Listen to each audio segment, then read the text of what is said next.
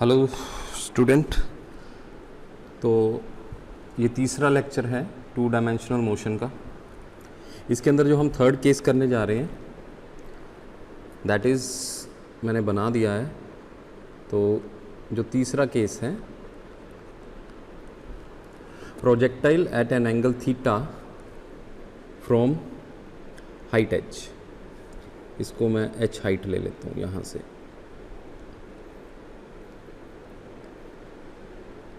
मैं ज़मीन से यहाँ पर पहुँच गया हूँ।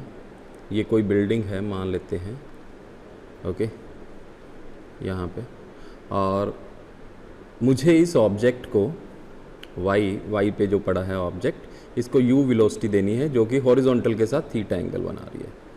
ये वही केस है जो हमने पहले किया था, जिसके अंदर पहला वाला केस था जो मुझे हॉरिजॉन्टल से किसी ऑब्जेक्ट को कुछ u वेलोसिटी से फेंकना है जो थीटा एंगल बना रहा है। ओके, बस फ़र्क इतना है, इस समय मैं इस इनिशियल पॉइंट को कुछ हाइट पर ले गया हूँ h के ऊपर। बड़ी सिंपल है, इसके अंदर कुछ ज़्यादा फार्मूले नहीं है।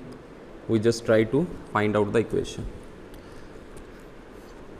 तो वैसा ही है, जो वेलोसिटी है इसको हम रिजॉल्व करेंगे। तो sorry, let's say okay, then resolve velocity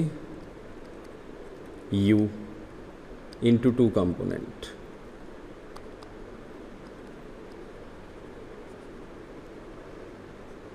okay, तो हमारे पास जो वेलोसिटी थी u वो इस तरफ है, जो कि x एक्सिस से थीटा, हॉरिजॉन्टल से थीटा एंगल बना रही है।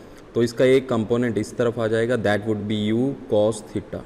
यानी x डायरेक्शन में जो हमारे पास वेलोसिटी होगी, ओके, तो इसको मैं बोल दूंगा ux equal to u cos theta. और इसका जो दूसरा कंपोनेंट होगा वो वर्टिकल डायरेक्शन में होगा, और मैं लिख दूंगा uy equal to u sin theta. Okay, ठीक है। तो यहाँ पे u cos थीटा आ जाएगा, ओके, और इस तरफ u sin थीटा आ जाएगा। ठीक है, ओके। तो x डायरेक्शन में जो मोशन हो रहा है इस तरफ, x डायरेक्शन में है, ये भी x है। देखिए यहाँ पे मैंने x बना दिया। तो x डायरेक्शन में किसी भी पॉइंट के ऊपर हमने ये एज्यूम किया था कि किसी भी पॉइंट के ऊपर, चाहे मेरी बॉडी यहाँ पे पहुँची है, चाहे यहाँ पर है, किसी भी पॉइंट के ऊपर जो वेलोसिटी है वो x में वो क्या होगी, कांस्टेंट रहेगी। तो मैं यहाँ पे थोड़ा सा डिफरेंस क्रिएट कर देता हूँ y और x में। ओके, तो जो मोशन है along x axis, motion along x axis, इसके अंदर जो वेलोसिटी है थ्रू आउट इट्स ट्रेजेक्ट्री वो सेम रहेगी, u cos थीटा। इसको मैंने लिख दिया कांस्टेंट। ओके, अगर वेलोसिटी कांस्टेंट है तो एक्सेलेरेशन तो ज़ीरो होगा x डायरेक्शन में। ओके, तो किसी भी पॉइंट के ऊपर, मान लो ये वाला पॉइंट है, यहाँ पे vx निकालना है, और vy ऑब्वियस सी बात है वो नीचे की तरफ होगा। ठीक है, बॉल नीचे आ रही है, तो मैं vx निकाल सकता हूँ यूजिंग, हमारे पास जो तीन फार्मूले थे, ठीक है, उनमें से कोई एक फार्मूला यूज़ करके मैं vx निकाल सकता हूँ। ठीक है, v is equal to u plus a t. Okay, अगर मैं ये फार्मूला यूज़ करके निकालना चाहता हूँ, लेकिन यहाँ पे तो एक्सेलेरेशन मेरे पास क्या आ गया, अरे भाई ज़ीरो आ गया है, एक्सेलेरेशन तो ज़ीरो है, तो मैंने पुट कर दिया। तो ux क्या था, इनिशियल वेलोसिटी थी x डायरेक्शन में, vx क्या है, फाइनल वेलोसिटी है x डायरेक्शन में, तो वो तो इनिशियल के बराबर आ गई, ux equal to v x, भाई e equal to u cos theta. यही तो मैं कह रहा था कि x डायरेक्शन में मेरी वेलोसिटी कांस्टेंट रहेगी। ओके, तो अब मैं डिस्प्लेसमेंट पता कर सकता हूँ, x डायरेक्शन में डिस्प्लेसमेंट कितना होगा। सिंपल, v एवरेज वाला फार्मूला यूज़ करूँगा, तो velocity equal to displacement upon time. तो डिस्प्लेसमेंट x डायरेक्शन में, मान लो ये डिस्प्लेसमेंट हुआ है x डायरेक्शन में, तो इसको मैंने x ले लिया और समय लगा t। ओके, तो x is equal to v जो x डायरेक्शन में थी और कितना समय लगा उसको वहाँ तक पहुँचने में, x क्या था u, vx क्या था u cos theta into t। So this is the displacement in x direction. Okay, similarly we can solve motion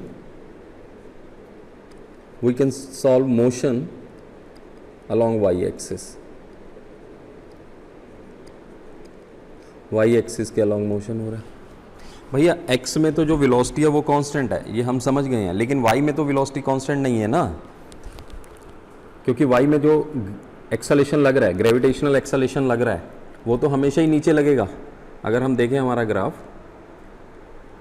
यहाँ पर, तो एक्सेलेरेशन तो हमेशा ही डाउनवर्ड लगेगा, यहाँ पे भी नीचे लगेगा एक्सेलेरेशन, यहाँ पे भी नीचे लगेगा g, यहाँ पे भी g नीचे लगेगा।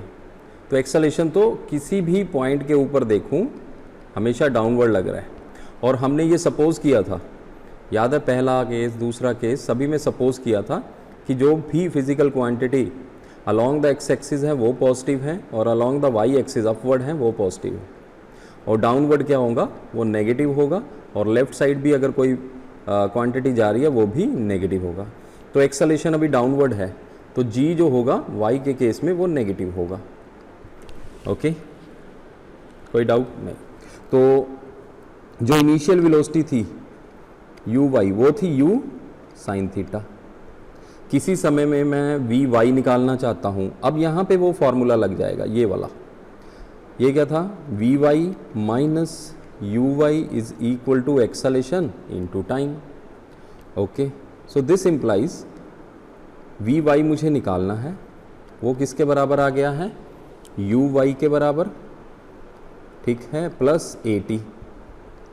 ओके, यू वाई तो हमने जो इनिशियल वेलोसिटी दी थी वो कितनी थी, वो थी हमारे पास u साइन थीटा, और एक्सेलेरेशन माइनस जी और टाइम t, ये किसी भी समय के ऊपर हमारे पास वेलोसिटी आ गई है।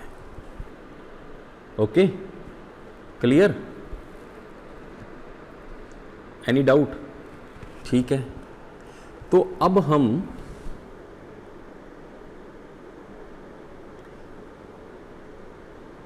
हाँ